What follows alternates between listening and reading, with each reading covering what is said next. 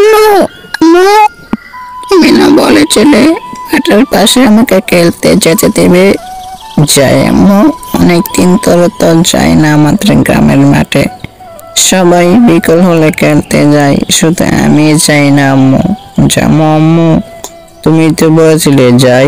আম্মু না বলো আমার। শোনো বাবা, তুমি কিন্তু আমার একমাত্র ছেলে। তুমি তো যেন আমাদের মাঠের ওই গ্রামে একটা পেতনি বাস করে, সে পোলাপানদেরকে নিয়ে যায়। যাও, কিন্তু সন্ধ্যার আগে এসে পড়বে, ঠিক আছে বাবা?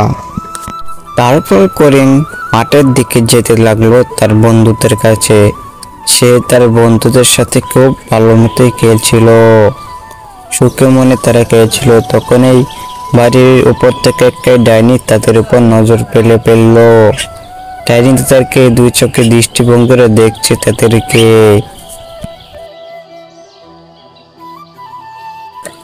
ডাইনি হাসতে হাসতে বলতে লাগলো,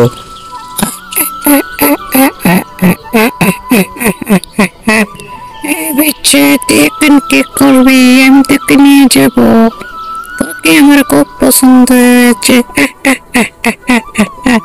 তোকে আমার সাথে যেতেই হবে, তোকে আমি নিয়ে যাব। আম্মু আম্মু, কাল রাত্রে আছে না, আমি স্বপ্নে দেখেছি একটি ডাইনি এসে আমাকে বলতেছে, এই বাচ্চা, তোকে আমি নিয়ে যাব, তোকে কেউ আটকাতে পারবে না। এখন কি করবো আম্মু? সেই পৃথিবীটা অনেক ভয়ঙ্কর দেখতে আম্মু, তোকে দেখে আমি খুব ভয় পেয়েছি রাত্রে। তোমাকে ডাক দেবো এই সাহস এখনো পাইনি।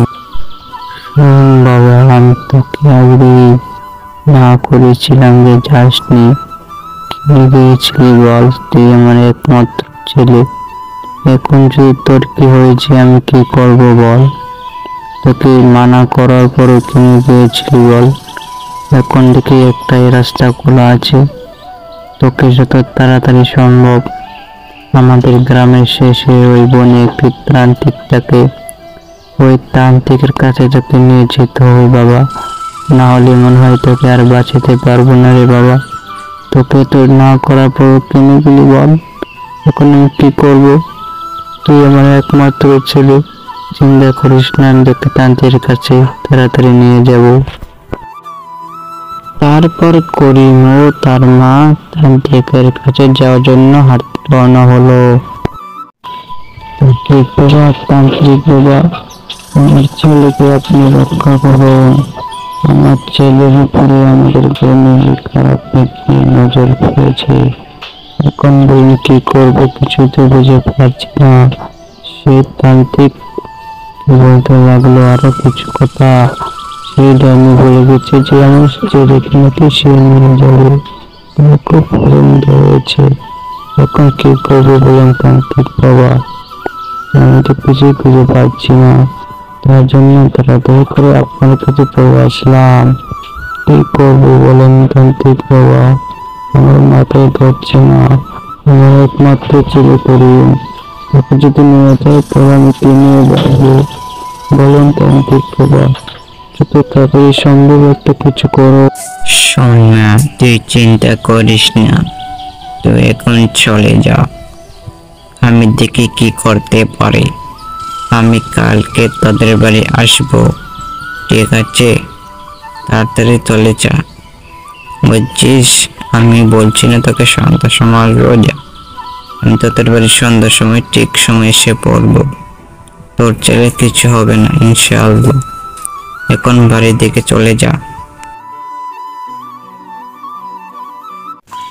তারপর তান্ত্রিক মশাই আগুন জ্বলিয়ে মনে মনে মন্ত্র পড়তে শুরু করলো এবং সেই ভয়ঙ্কর পিকনিকে ডাকতে শুরু করলো। তার কিছুক্ষণ পর সেখানে ধোঁয়া বের হয়ে ডাইনি বেরিয়ে আসলো। তখন তান্ত্রিক বলতে লাগলো, রে পেতনি ডাইনি, তুই কেন এই বাচ্চাকে নিতে চাস? যদি বাঁচতে চাস তাহলে এখান থেকে দ্রুত পালিয়ে যা, যা বলছি যা। ডাইনি বলতে লাগলো, তুই যদি বাঁচতে চাস, রে তান্ত্রিক, তোর কি মারার ডর ভয় নেই? যা এখান থেকে পালিয়ে যা। তারপর তান্ত্রিককে তার নিজে আওতে নিয়ে গেল।